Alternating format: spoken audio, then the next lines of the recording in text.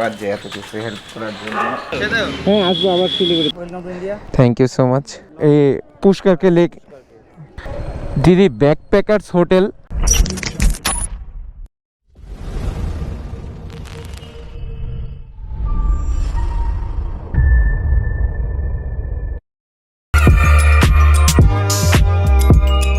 আসসালামু আলাইকুম, কি অবস্থা ভাই? দেখছেন আশা করি সবাই ভালো আছেন, সুস্থ আছেন। সো আজকে হচ্ছে ডে 3 ইন ইন্ডিয়া। আমি শিলিগুড়িতে আছি, আজকে হয়তো দার্জিলিংয়ে চলে যাব। আর এখন হচ্ছে গিয়ে আমি ব্যাকপ্যাক রেডি করতেছি। আগামীকাল যে হোটেলটাতে ছিলাম সেই হোটেলটাতে আমি আপনাদেরকে দেখাইতে বলে গেছিলাম। সো চলুন একটু হোটেলটা একটু দেখা যাক। সো হোটেলটা খুব সিম্পল, একটা বেড আছে, একটা চেয়ার আছে, একটা টেবিল আছে। সো এই পুরো রুমের ভাড়াটা নিয়েছি আমি 350 রুপি।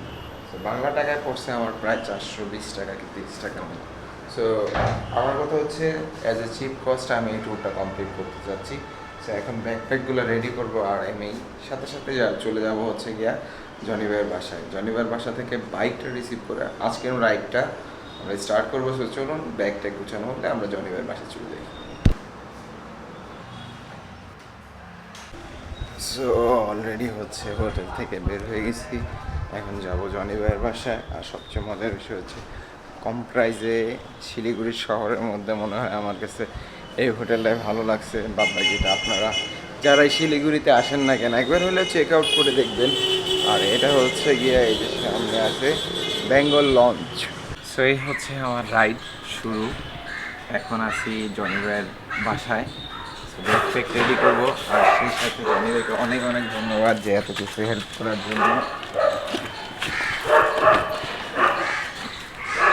এই হচ্ছে গিয়া এই ব্যাগটার মজা, ঠিক আছে? মানে প্লাগ অ্যান্ড প্লে, কোনো কিছু লাগে না, জাস্ট বসান আর চলে যান রাইড।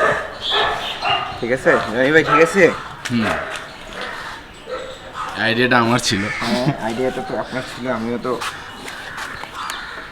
আমি আগেই বলে দিয়েছি, যখন ব্যাগ কিনছি তখনই বলে দিয়েছি যে আইডিয়াটা আপনার ছিল। কারণ আমার যে ব্যাগটা ছিল ওইটা এত আনলে ইয়ে হইতো, হ্যাঁ টায়ারে ঘষা খাইতো, আবার ওইটার জন্য এক্সট্রা মডিফাই করা হতো। হ্যাঁ স্যাডেল স্টে লাগতো। তো এইসব বাইকের জন্য, স্পোর্টস বাইকের জন্য এই ব্যাগটা ঠিক আছে, এটা পারফেক্ট। এখানে জেরি কেন নেওয়া যায় এক্সট্রা। বাইক রেডি করে ফেলছিলাম, বাট তারপরে রেডি করার পরে দেখলাম এই যে যে কিটটা ছিল, যেদিন ফগ লাইট লাগাইছি, এই যে এটাও মনে হয় এখন কি ফাঁকা না, এটা ফাঁকা নাই।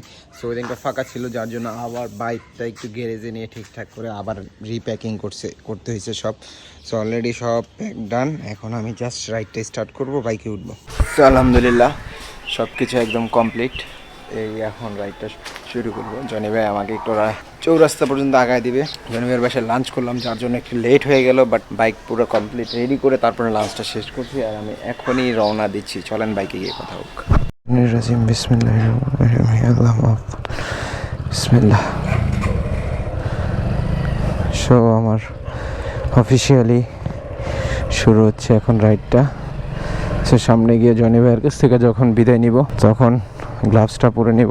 ব্যাগটা বাঁধার পরে অনেক গরম লাগতেছিল। সাবধানে যাও ইনশাআল্লাহ। একটা চা খাই যাও। তাহলে বেরোল না দাদা? বেরোলাম দাদা। আচ্ছা কোথায় বেরোন এখন দার্জিলিং। একটা ফটো তুলে নি তোমার শেক করে। হ্যাঁ হ্যাঁ হ্যাঁ ঠিক। আমার একটা ফটো তুলে দিবি ভাই? আমিও দাঁড়াচ্ছি একটু। সেলফি নে না একটা। না সেলফি নেওয়া ছাড়িয়েছি তো। কই আরেকজন কোথায় তোমার? আরেকজন বলতে ও তো এখানকারই। ঠিক আছে দাদা সাবধানে যাও। গ্লাভস কোথায়? গ্লাভস আচ্ছা একটু পরে নিব। India. Thank you so much. তাহলে আবার দেখা হবে? হ্যাঁ আসবো আবার শিলিগুড়িতে। ঠিক আছে ঠিক আছে। আর আজকের ডেস্টিনেশন এখান থেকে হচ্ছে গিয়ে 62 কিলোমিটার। দার্জিলিংয়ে যাব আজকে গিয়ে আগে হোটেলে উঠবো, ওঠার পরে যদি আমি সময় পাই দেন গিয়ে আজকে এক্সপ্লোর করব। বাট প্ল্যান যেহেতু এক্সপ্লোরটা পরের দিন করার আগে যদি হোটেলে যাই, দেন যদি সময় পাই তাহলে আজকে দার্জিলিং এক্সপ্লোর করব। আর এক্সপ্লোর করার মিন্স হচ্ছে যেহেতু অ্যাজ এ ট্রাভেলার আমি কন্টেন্ট ক্রিয়েট করতেছি, যাই বাইক নিয়ে যারা এরকম ট্যুর করতে চান অবশ্যই এই চ্যানেলটি ফলো রাখতে পারেন বা সাবস্ক্রাইব করে রাখতে পারেন। পরবর্তীতে বাংলাদেশ থেকে আসার জন্য যদি দরকার হয় আপনাদের কোনো না কোনো, তাহলে ভিডিওগুলো ইনফরমেশন সহ থাকবে ইনশাল্লাহ আশা করি। দেখলাম ইন্ডিয়াতে রাস্তায় অনেক গরু আছে, মানে আশেপাশে আনাচে কানাচে। এখন এটা কি শিলিগুড়ির জন্য বা অনেক জায়গায় আছে কি না জানি না। সো শিলিগুড়িতে কালকে থেকে আমি এখন পর্যন্ত 40 কিলোমিটার রাইড করছি। সো রাইড করার পরে যেটা দেখলাম, অনেকটাই জায়গাতেই গরু রাস্তায় দাঁড়ায় থাকে, ওপেনলি রাস্তায় একদম দলবল বেঁধে প্রায় 4টা-5টা করে দাঁড়ায় থাকে। আমি পিছনে ভাবছিলাম ট্রাফিক আমাকে সিগন্যাল দিবে, স্লো করছিলাম, পরে দেখলাম যে না, আমাকে দেয়নি, অন্য কেউকে দিছে। সে যাই হোক, আল্লাহ ভরসা, আগাই সামনের দিকে যাচ্ছি। চলে আসছি, এটা মেবি দার্জিলিং মোড়। সো এখান থেকে আমি বামে দিয়ে চলে যাব।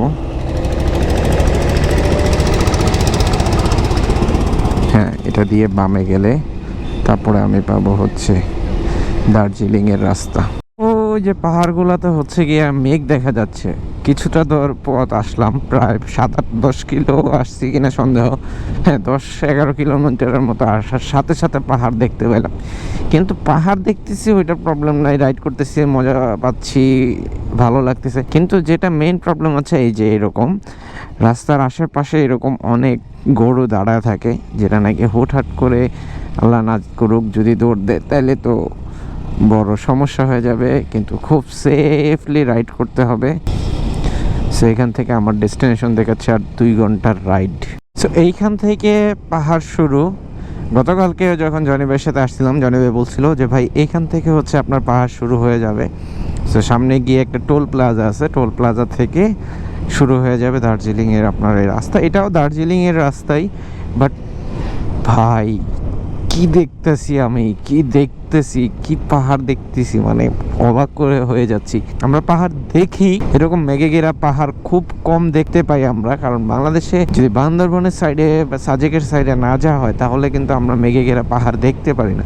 সো যাই হোক, রাস্তায় কনসেন্ট্রেশন দেই, রাইডটা ঠিকঠাক মতো করি। আর আমি স্পিড লিমিট করে রাখছি 80, মানে 80 বলতে এইখানে 6000 RPM ক্রস করলে এখানে সাদা লাইটটা জ্বলে উঠবে, কারণ এটা খুব সেফলি রাইড করতে হবে।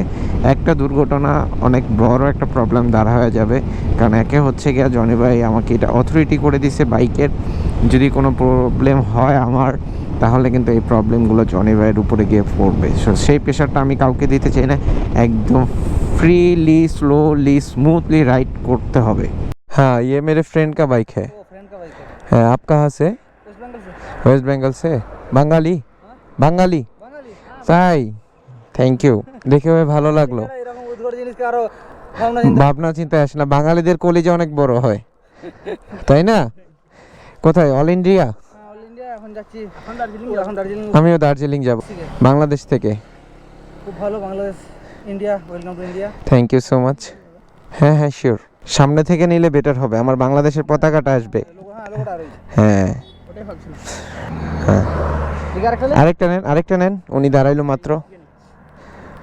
ঠিক আছে, থাকেন, ইনশাল্লাহ দেখা হবে। সো ভালো লাগে এরকম রাইডারদের দেখলে রাস্তায়। To Darjeeling department of tourism. আলহামদুলিল্লাহ দার্জিলিংয়ে পৌঁছে গেলাম, আলহামদুলিল্লাহ দার্জিলিংয়ের গেটে পৌঁছে গেলাম। মাশাল্লাহ, ভাবছি হয়তোবা আস্তে ধীরে যাই। আমি ভাবছিলাম exploring the picture square safari, আমি ভাবছিলাম হয়তোবা টোল যাবে, বাট চাইলো না।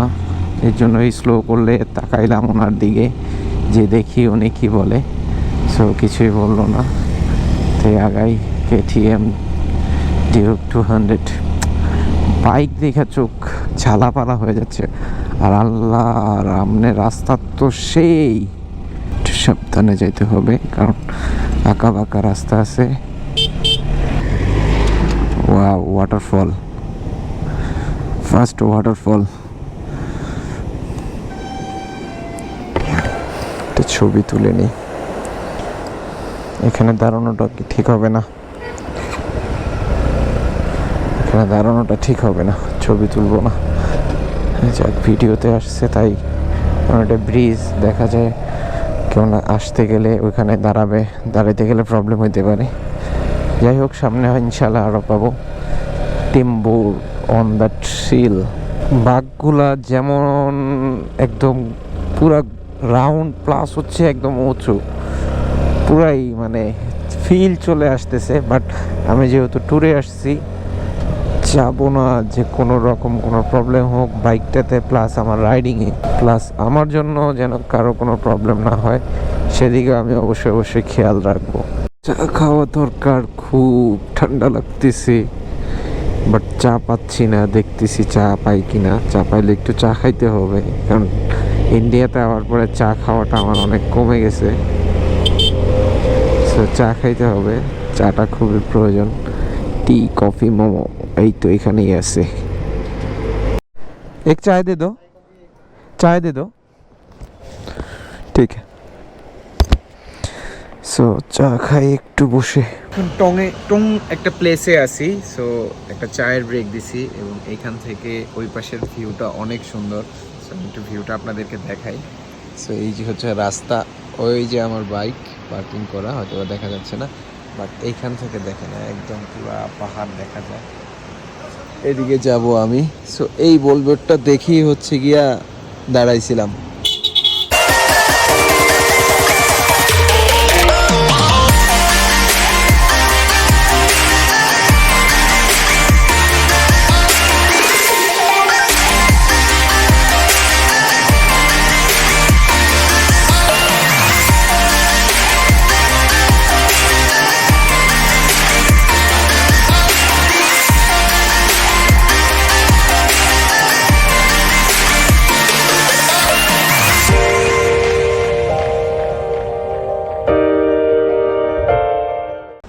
মাত্র 25 কিলোমিটার। সো এর মধ্যে একটু ঠান্ডা ঠান্ডা লাগতেছে, আবহাওয়াটা জোস। সো এখন ঘড়িতে বাজে প্রায় সময় 3:45 বাকি ইন্ডিয়ান টাইম। বিসমিল্লাহ। সো এই জায়গার যে ডগগুলা সেই ডগ। সো আসলে ভাল লাগতেছে, অন্যরকম একটা স্পেসে আইসা, অন্যরকম একটা জায়গায় আইসা।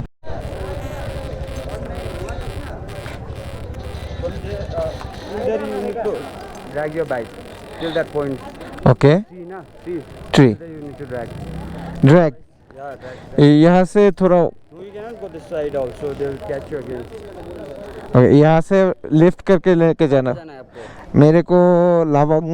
लवंग बाजार लॉन्ग बाजार। यहाँ से जाइए सीधा, सीधा, पार्किंग है वहाँ से आप मैप पे दिख जाएगा वो है। यहाँ से पुश करके ले।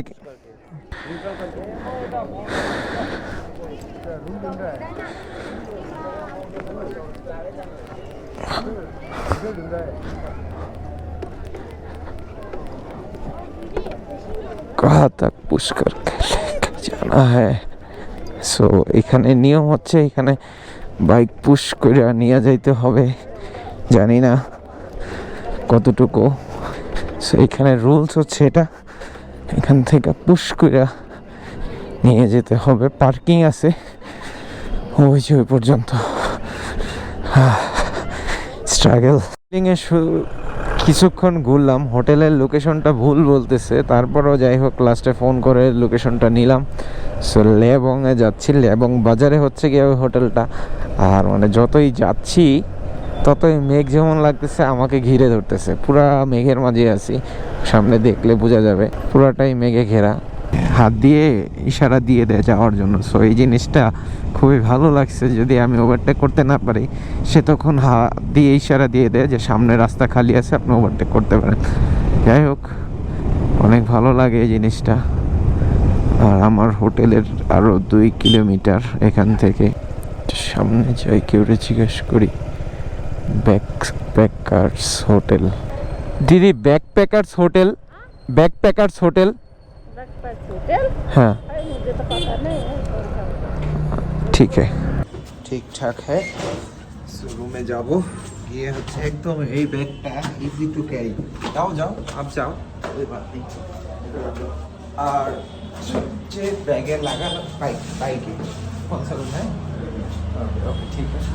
এই ব্যাগে লাগানো অনেক ইজি, আর খোলা অনেক ইজি, মুভমেন্ট করা অনেক ইজি। খুব অসাধারণ একটা ব্যাগ। থ্যাংক ইউ জনি ভাই যে ব্যাগটা নেওয়ার জন্য, সাজেশন দেওয়ার জন্য। আমার দেখতে একটু সুন্দর লাগতেছে না? যাই হোক, মোটামুটি 100 কিলোর মতো রাইড করে আসছি। আর ব্যাকগ্রাউন্ডের ভিউটা এখন দেখাচ্ছি না, একটু পরে দেখাচ্ছি। সবচেয়ে মজার ব্যাপার হচ্ছে রাস্তার ভিউ, মানে সাইট সিনগুলা অসাধারণ। সবচেয়ে মজার ব্যাপার হচ্ছে যেই হোটেলটায় আমি আছি, এইরকম একটা প্লেসে এইরকম রেন্ট পাওয়াটা খুব টাফ। যাই হোক, হোয়াট এভার, আসলাম, ফ্রেশ ট্রেশ হবো, একটু চা দিচ্ছে। আর আমার বাইকটা আছে, শুধু বাইকটা দেখাবো এখন, লোকেশনটা আমি দেখাচ্ছি না। ওই যে আমার বাইকটা পার্কিং করা, কাহা পার, এই যে আমার বাইক। তো যাই হোক, লোকেশনটা না দেখাই, আর একটু পরে ফ্রেশ ট্রেশ হয়ে তারপরে লোকেশনটা দেখাই। সো অলরেডি আমি হোটেলে চেকিং করছি। এটা একটা হোস্টেল টাইপের হোটেল। আমি যেই রুমটাতে আছি এটার প্রাইস নিছে 360 রুপি। এই হোটেল, যে আমি যেই হোটেলটাতে উঠছি, এটা অ্যাকচুয়ালি হোটেল প্লাস হচ্ছে গিয়া হোস্টেল, মানে হোস্টেল হচ্ছে গিয়া শর্ট রুম বানায়ও চিপ প্রাইসে ভাড়া দেয়। সো আমি যে রুমটাতে আছি এটা আমার খরচ পড়ছে 360 রুপি। সো আমি আপনাদেরকে রুমটা দেখাচ্ছি, কি কি আছে রুমে সেটাও আপনাদেরকে দেখাচ্ছি। এই হচ্ছে আমার রুম থেকে বাহিরের ভিউ, এবং একদম সরাসরি রুমের সামনে দাঁড়াইলেই পাহাড় দেখা যায়। আর রুমের মধ্যে আছে একটা বেড, একটা ক্যাবিনেট টাইপের টেবিল, আর ওইখানে হ্যাঙ্গার ঝুলানোর জন্য আছে। সো আমি মনে করি অ্যাজ এ সিঙ্গেল ট্রাভেলার হিসাবে, সোলো ট্রাভেলার হিসাবে, বাট আমার জন্য এটাই পারফেক্ট ছিল। এবং প্রাইসও আমি চিপের মধ্যে খুঁজতেছিলাম। আর এই বেড আমার কোমর পর্যন্ত হাইট অলরেডি। সো এই বেডটাতে উঠতে হলে এই চৌকি দিয়ে তারপরে উঠতে হয়। সো আমি আসছি এখন প্রায় সময় হচ্ছে 5:33, আর 1 ঘন্টা আগে আসছি।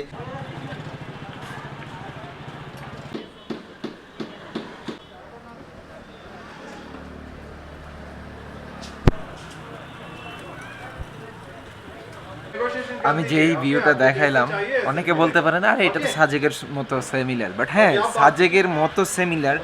বাট আমি এখন যেই জায়গাটায় আছি, মানে যেই অ্যালটিটিউডে আছি, সেটা হচ্ছে প্রায় 5,851 ফিট উপরে আছি।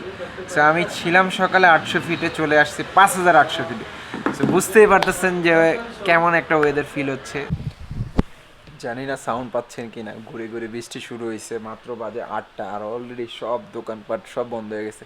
ইন্ডিয়াতে খুব তাড়াতাড়ি দোকানপাট বন্ধ হয়ে যায়। আর আমি এডিটিং করতে পড়ছিলাম, এর মধ্যে ওয়েদারটা হঠাৎ করে চেঞ্জ হয়ে গেছে। এখন ওয়েদার আছে গিয়ে 16 না 17 ডিগ্রি জানি, মানে পুরা হাটটা জমে গেছে, হঠাৎ করেই ঠান্ডা পড়ে গেলো। সে ভাবতেছি এখানে বসে এই ঠান্ডাটা একটু চিল মোডে ফিল করি আর এডিটিং করি। এখানে যে ভাইয়া আছেন, যে দায়িত্বে আছেন, উনি বললো খাবারটা একবার আমাদের টেস্ট করার জন্য। সো এটা হচ্ছে সাউথ ইন্ডিয়ান একটা খাবার, পুট্টু এই করে ফালাইতে দিছিলাম। সো এখানে রাইস আছে, নারিকেল আছে, চানা আছে, চানা মানে ছোলা। সো একটু টেস্ট করবো এবং হাতে খাইয়ে দেখবো কেমন লাগে, কারণ আমি হাতে খাই অভ্যাস। শুধু নতুন নতুন জায়গায় ঘুরলে হবে না, নতুন নতুন খাবারও টেস্ট করতে হবে। একটা ভাপা পিঠার মতো লাগতেছে এটা। সো এখানে আর অনেক কিছু আছে, চানা, চাটনি, আর এটা রাইসের মতোই লাগতেছে, বাট এইটাতে মানে আটা দিয়ে করা হয়েছে, ভাপা পিঠার মতো একটা ফ্লেভার আসতেছে।